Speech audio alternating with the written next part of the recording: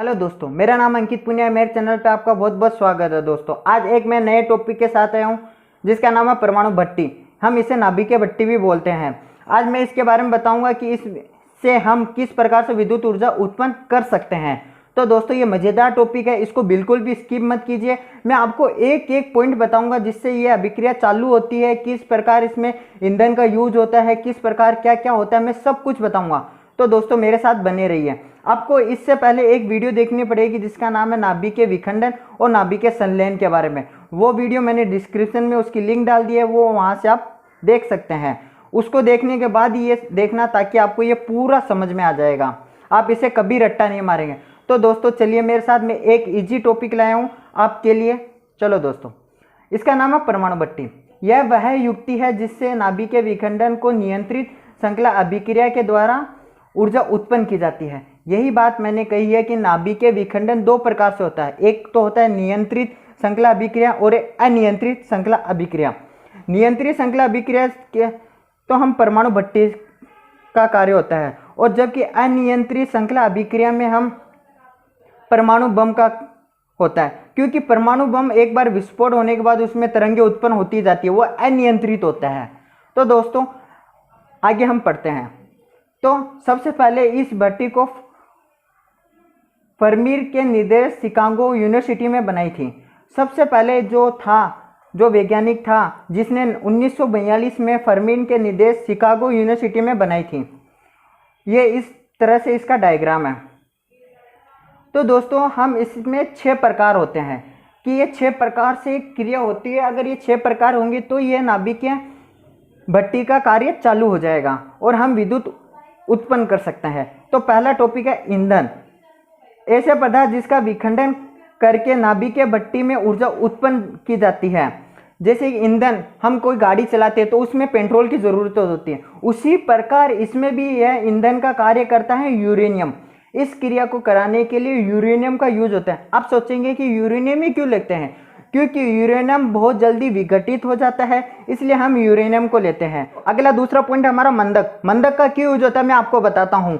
क्योंकि विघटन अभिक्रिया तीव्र होती है, इसके लिए हमें नियंत्रित तरीके से संपन्न कराने के लिए तीव्रगामी न्यूट्रॉन की गति को कम करना पड़ता है। ये कम करने के लिए हम मंदक का यूज करते हैं। मंदक ही एक ऐसा होता है जिसके द्वारा हम न्यूट्रॉन की गति होती है उसे धीरे कर सकते हैं। यही बात मैंने लिखी है कि क्योंकि विघटन अभिक्रिया तीव्र होती है, इसके लिए इसे नियंत्रित तरीके से संपन्न करने अर्थात तीव्रगामी न्यूट्रॉन की गति को कम या मंद करने के लिए जिन पदार्थों का यूज होता है उन्हें मंदक कहते हैं। तो दोस्तों हम मंदक के बारे में याद हो गया होगा।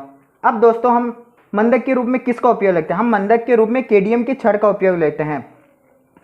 अगला पॉइंट है हमारा नियंत्रक पदार्थ। अब आप कहेंगे नियंत्रण पदार्थ का क्यों यूज होता है? भाइयों, जब तक नियंत्रण पदार्थ नहीं होगा तब तक हम न्यूट्रॉन की गति को नियंत्रण नहीं कर सकते हैं। तो नियंत्रण पदार्थ का हम यूज क्या करते हैं? वे पदार्थ जिनके द्वारा नाभिकीय नियंत्रित श्रृंखला अभिक्रिया संपन्न होती है, अर्थात ऐसे पदार्थ जिनके द्वारा नाभिकीय विघटन अभिक्रिया को नियंत्रित दर या नियंत्रित तरीके से संपन्न कराई जाती है। ऐसा करने के लिए ये पदार्थ अभिक्रिया में न्यूट्रॉन की संख्या को नियंत्रित करते हैं, जिससे अभिक्रिया की नियंत्रित हो जाती है।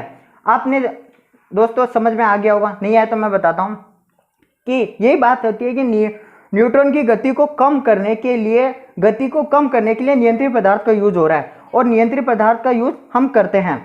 तो आवश्यकता होने पर इन पदार्थों को भट्टी में डाल दिया जाता है, जिससे यह पदार्थ न्यूट्रॉन को अवशोषित कर लेते हैं और अभिक्रिया को एक नियंत्रित तरीके से संपन्न होने देते हैं। तो दोस्तों ये एक अच्छा टॉपिक था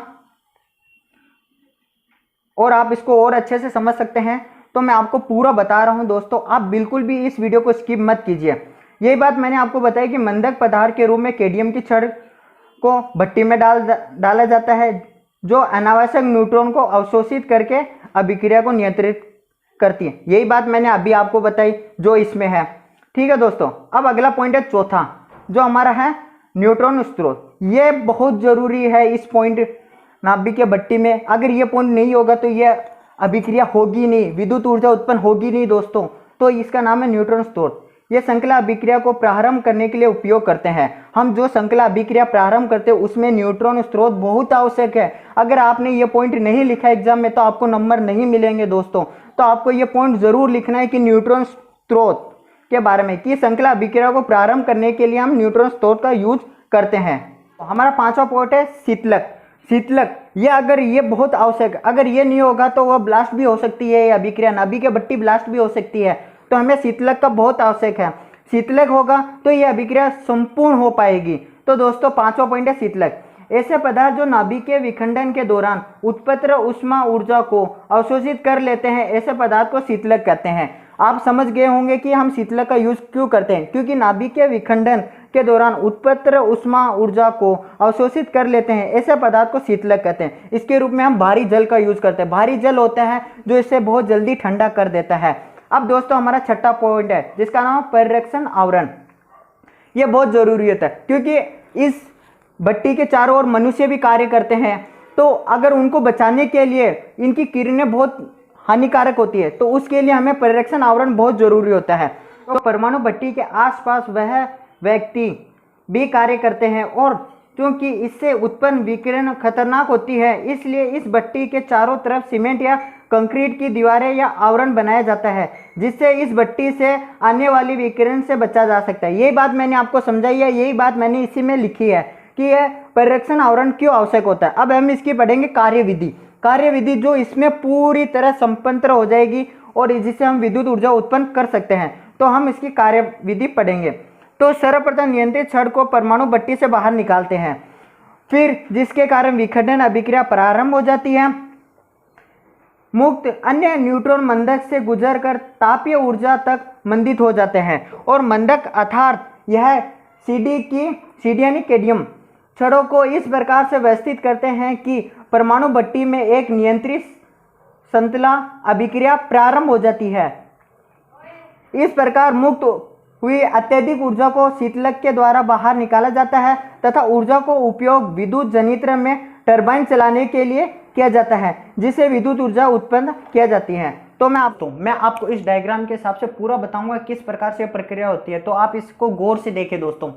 तो हम क्या करते हैं, जब ये नियंत्रित छड़ के हमने कैडियम लिया था, कैडियम को अगर हम बाहर निकालते हैं तो ये प्रक्रिया चालू हो जाती है, नाभिक भट्टी चालू हो जाती है कार्य करना, और विद्युत ऊर्जा उत्पन्न हो जाती है। तो मैं इसको पूरे डिटेल बताता हूँ आपको कि ये किस प्रकार से होते हैं। इस रिएक्टर में उपस्थित कुछ न्यूट्रॉन होते हैं जो यूरेनियम का नाभिक का विखंडन करने लग जाते हैं। इनमें से कुछ न्यूट्रॉन तीव्रगामी हो जाते हैं। जो हमने मंदक लिया है, मंदक के रूप में हमने ग्रेफाइट लिया था। ग्रेफाइट बहुत हल्का होता है जिसे यह आसानी से पार कर जाता है, और पार करने के बाद इसकी गति बहुत धीमी हो जाती है, और धीमी होने के बाद ये वापस यूरेनियम का विखंडन करने लग जाता है और ये प्रक्रिया प्रारंभ हो जाती है। दोस्तों आगे ये बहुत तीव्र गति से होने लग जाती है। एक समय ऐसा आता है कि न्यूट्रॉन की गति बहुत तीव्र हो जाती है, तो हम उसको रोकने के लिए नियंत्रित छड़ को वापस इसमें डाल देंगे और इसे रोक देंगे। इस प्रकार से ये रुक जाता है। तो दोस्तों ये आपको समझ में आ गया होगा। अब मैं अगला इससे बताता हूँ कि विद्युत ऊर्जा किस प्रकार से उत्पन्न करते हैं। ये यहाँ से उसमें से ऊष्मा उत्पन्न होती है। ऊष्मा उत्पन्न होती है जो शीतलक के माध्यम से इसमें आती है, जिसका नाम है ऊष्मा विनिमय। इसमें आने के बाद कुछ होती है जो इसमें से आने ठंडी होती है। ठंडी होने में कुछ हीट इनमें और उत्पन्न रहती है, मतलब कुछ बची रहती है, जो इसमें से वाष्प से होते हुए वाष्प टरबाइन में जाती है। वाष्प टरबाइन में जाने से विद्युत जनित्र में जाती है, और यहाँ से ऊर्जा ये विद्युत ऊर्जा उत्पन्न करके और इसको घर में पहुंचा दिया जाता है। उसके बाद जो बचता है वो वापस यहीं आता है, यहाँ ठंडा होता है, इसमें वापस चला जाता है, और ये यहाँ से वापस यहाँ जाएगा, पंप होगा, पंप होके वापस ये प्रक्रिया निरंतर चलती रहती है, जिससे कि हमें विद्युत ऊर्जा उत्पन्न हो सके। तो दोस्तों ये बहुत अच्छा टॉपिक था। मेरे को लगता है कि आपको ये बिल्कुल समझ में आ गया है। तो आप इसको बहुत बार मत देखिए, आप इस वीडियो को 2-3 बार देखिए, आपको बिल्कुल समझ में आ जाएगा। आपको रटने की कोई ज़रूरत नहीं पड़ेगी।